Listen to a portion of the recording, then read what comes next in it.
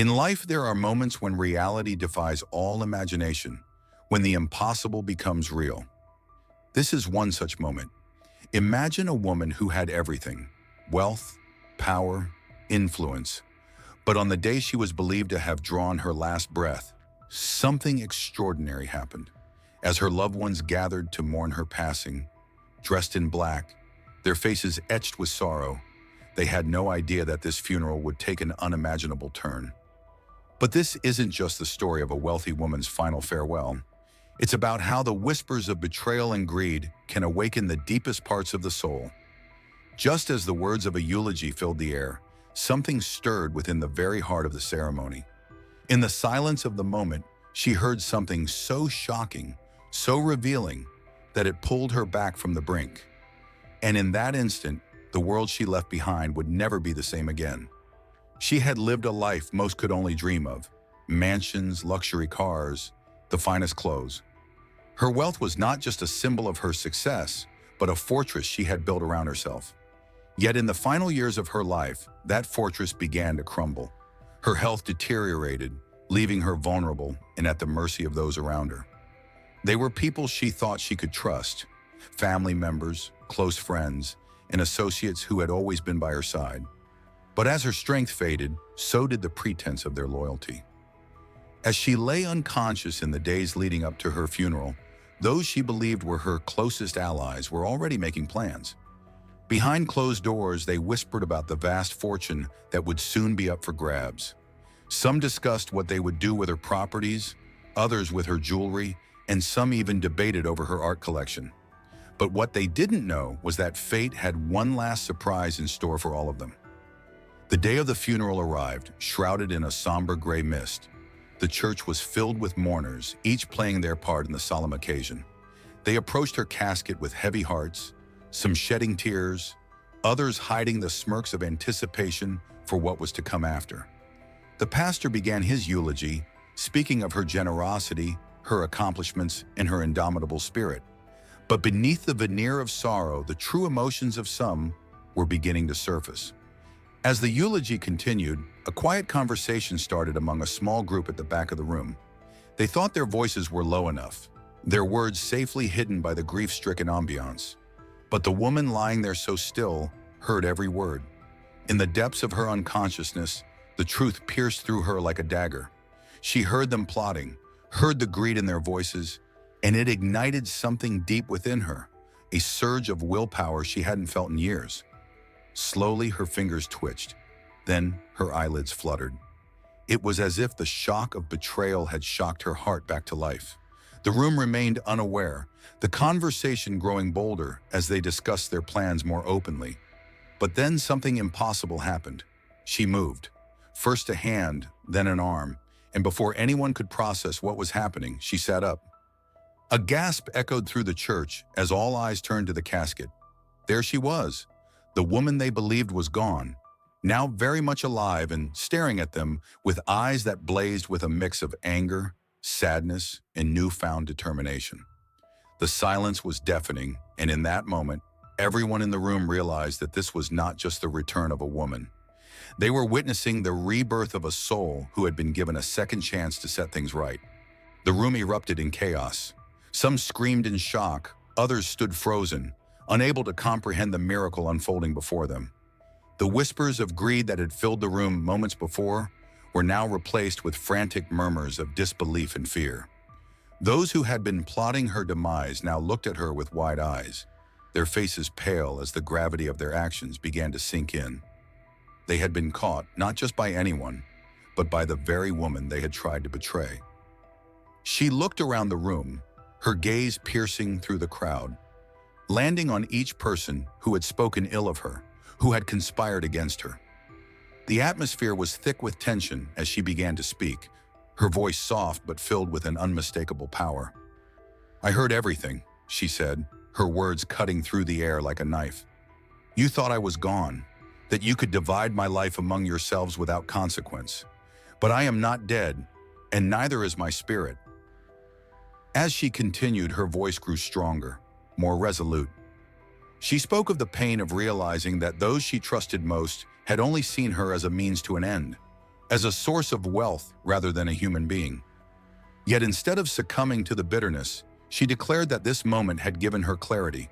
She vowed to change her life, to strip away the false friends and hangers-on, and to focus on what truly mattered: love, connection, and purpose. Her words were like a mirror, reflecting the true nature of each person in the room. Those who had harbored ill intentions could no longer hide behind their facades. Some lowered their heads in shame. Others began to weep, realizing the depth of their betrayal. But amidst the guilt and fear, a sense of awe began to spread as they realized they were witnessing something extraordinary.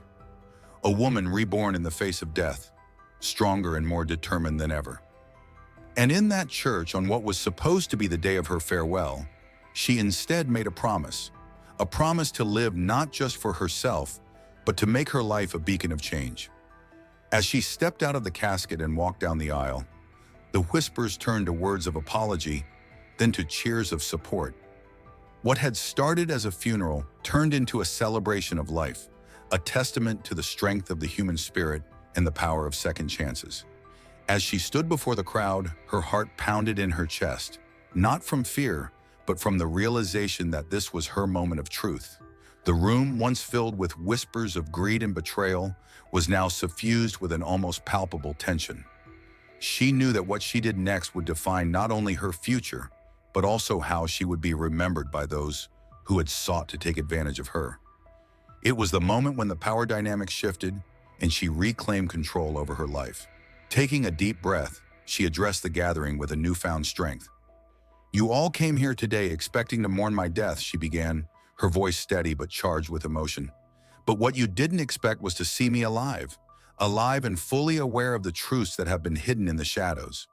Her words hung in the air, heavy with meaning, as she looked into the eyes of each person who had been part of the conspiracy.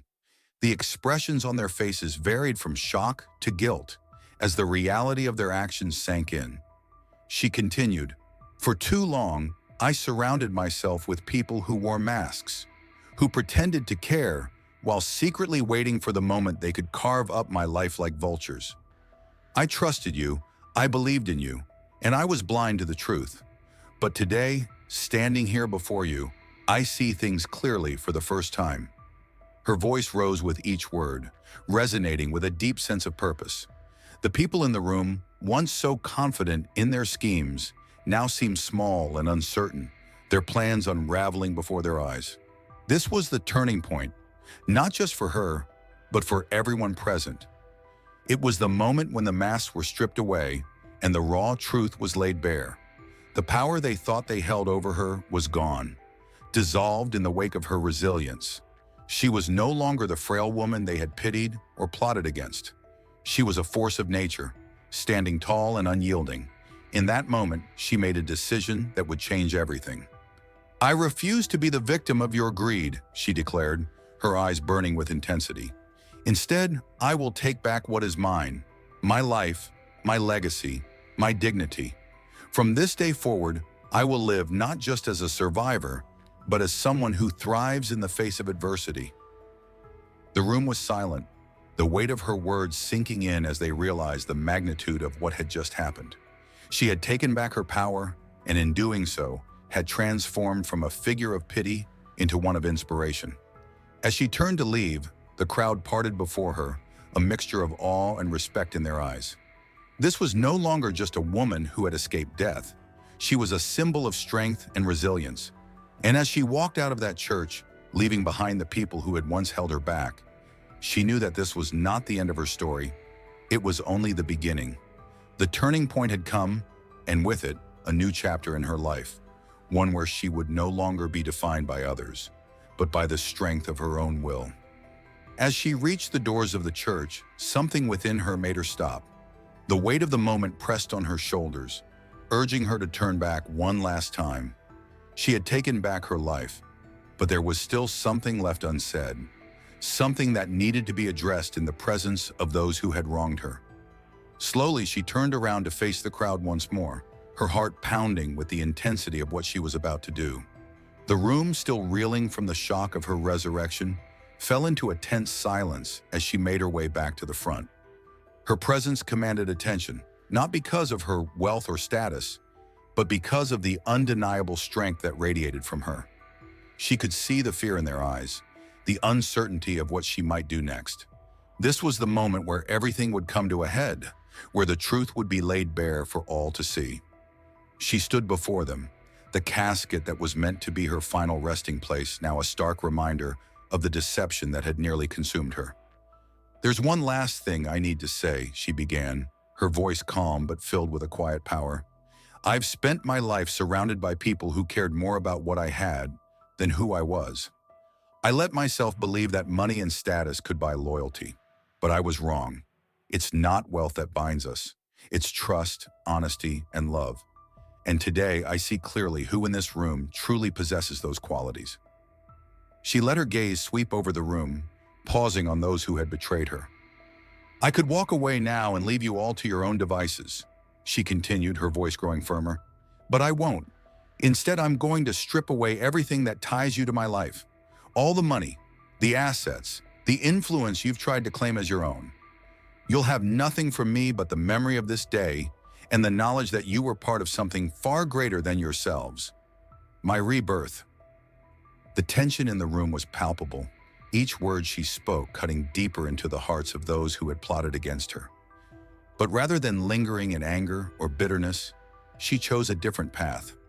"But for those who stood by me, who saw me as more than a bank account, you will remain in my life, not because you want anything from me, but because you've shown me what true loyalty means. We will rebuild from this moment forward, stronger and more united than ever." And with those final words, the climax of her journey was complete. She had not only taken back her life, but had redefined it, reshaping her world in a way that left no room for deceit or manipulation. The people in the room, once so sure of their power over her, now realized they had been witnesses to something far greater than they could have imagined. A woman who had risen from the ashes of her own betrayal, stronger, wiser, and more determined than ever. The echoes of her words would linger long after she left the church, a testament to the unbreakable spirit that had emerged from the brink of death. With her final words still resonating in the air, she turned and walked out of the church, leaving behind the echoes of her past and the people who had tried to define her future. The doors closed softly behind her, marking the end of an era and the beginning of something new. The crowd inside remained silent, each person grappling with the magnitude of what they had just witnessed. This was not merely the conclusion of a dramatic event. It was the rebirth of a soul that had faced its darkest hour and emerged into the light with newfound clarity and strength. Outside, the world felt different to her, as if it too had been transformed by the events of the day. The air was fresher, the sky seemed brighter, and every breath she took felt like a declaration of her newfound freedom. She no longer felt the weight of her past burdens, the expectations, the betrayals, the superficial relationships that had once defined her existence.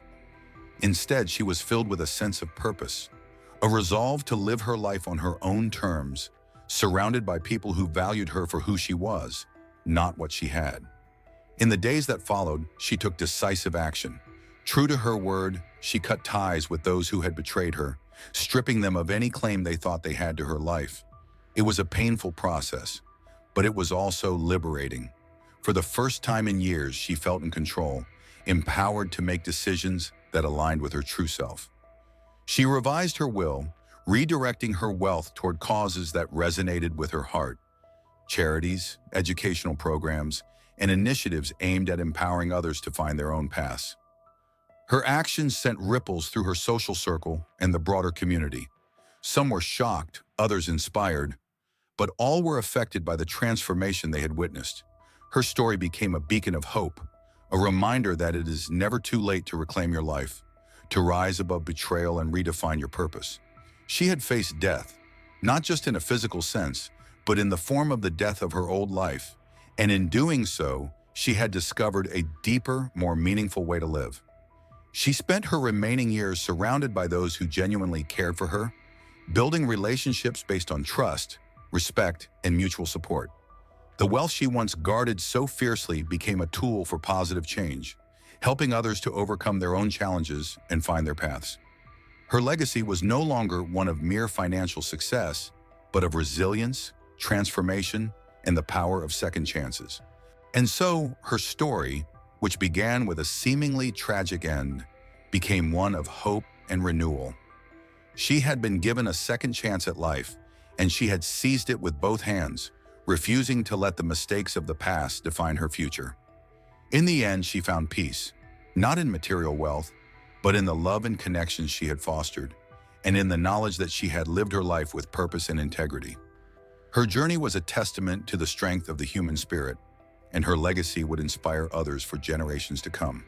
In life, we often find ourselves at the crossroads of despair and hope, where the choices we make define our true character. Her story is a powerful reminder that even in the darkest moments, we possess the strength to reclaim our lives, to rise above betrayal, and to forge a new path filled with purpose and meaning. She was not defined by the wealth she accumulated, but by the courage she showed when everything seemed lost. As you reflect on her journey, ask yourself, what would you do if given a second chance? Would you have the strength to rewrite your story, to turn adversity into triumph? Remember, it's never too late to take control of your life, to live with authenticity, and to leave a legacy that truly matters. Let her story inspire you to embrace every moment as an opportunity to live with purpose and heart. If this story inspired you, imagine what else is waiting for you. Don't miss out. Hit the subscribe button, give this video a thumbs up, and explore more powerful stories on our channel. Your next favorite video could be just a click away.